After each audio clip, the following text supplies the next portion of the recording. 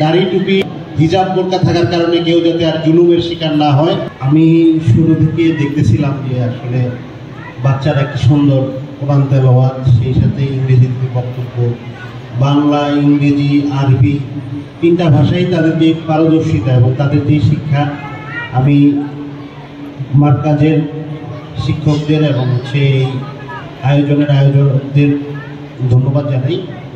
আমরা চাই বাংলাদেশটা আর পূর্বের দিকে না যাক।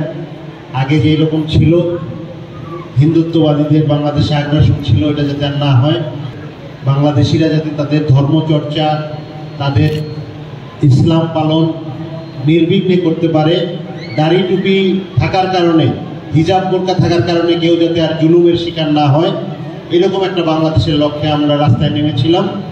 এখনও আমরা এটাই বিশ্বাস করি যে একটা মানুষকে তার রিলিজিয়ন চর্চার কারণে কোনোভাবে হ্যারাসমেন্ট করতে দেওয়া যাবে না। এরকম একটা বাংলাদেশ করার লক্ষ্যে আমরা মাঠে আছি। ইনশাল্লাহ ভবিষ্যতেও থাকবো, আপনাদের দোয়া চাই। এবং আমি অত্যন্ত আনন্দিত আপনাদের এই আয়োজনে আসতে পেরে। আমি দেখতেছিলাম যে বাচ্চাদের কি সুন্দর সুন্দর পারফরমেন্স, তো শুকরিয়া আদায় করছি। আসসালামু আলাইকুম। সেই সাথে কথা আর বাড়াবো না, দোয়া চাই আমাদের জন্য, পরামর্শ চাই, আপনাদের ভালোবাসা চাই।